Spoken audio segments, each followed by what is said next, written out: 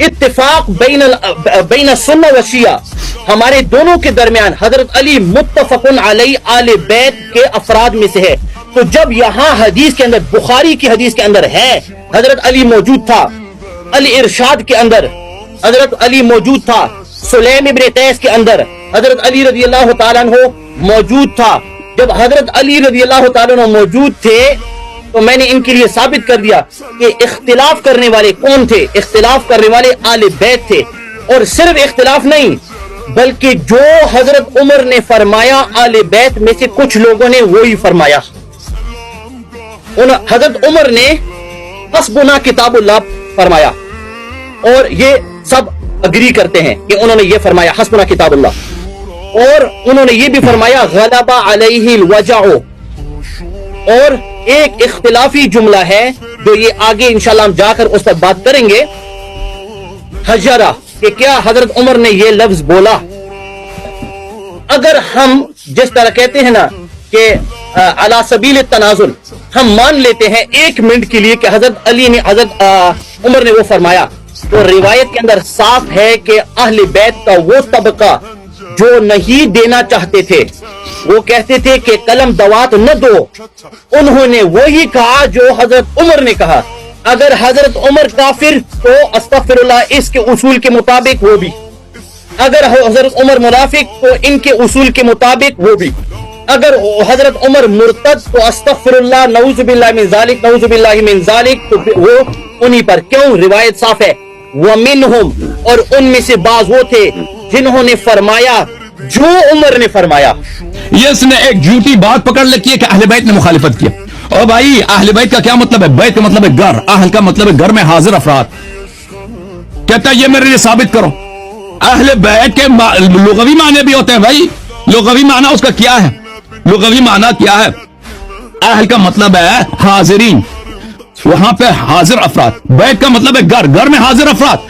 अहले बैत घर में हाजिर अफराद। उसी हदीस में कि घर में जो अफराद थे वो सहाबत है, सहाबत है।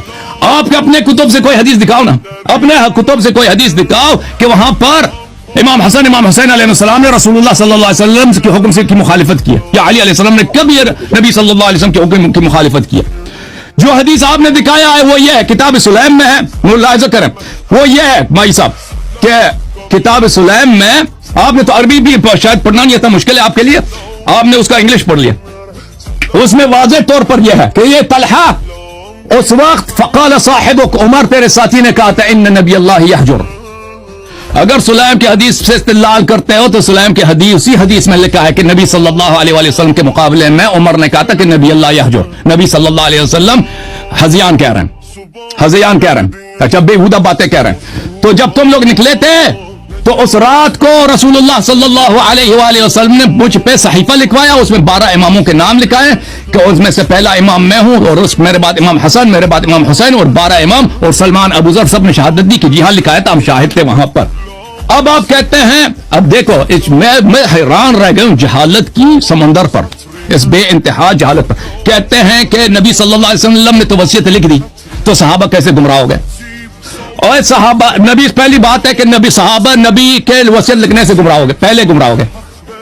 ये इन्होंने गाली दी, घर से निकल गए, मुखालिफत कर दी ना, नबी सल्लल्लाहु अलैहि वसल्लम ने इनको घर से निकाल दी, तो ये तो काफिर बन गए ना, मुर्तद हो गए, जो नबी को गाली देकर मुखालिफत उसके बाद लिखी गई ना, उसके बाद जो मुसलमान थे। पहली बात ये, और वसीयत जो लिखाई गई है सहाबा के इर्तिदाद के बाद लिखाई गई है, पहली बात। दूसरी बात, कहते हैं कि वसीयत में अमल की शर्त नहीं है। ओ भाई, वसीयत अगर कोई अमल ना करे तो भी सब जन्नती बन जाएंगे, इस तरह नहीं है भाई। नबी के वसीयत में बाज अल्फाज होते हैं कि वो बाज अल्फाज मुकद्दर में होते हैं। कुरान मजीद के बहुत सारे अल्फाज हैं, आपने शायद सही तरह से तालीम नहीं पढ़ी आपने किसी मदरसे में।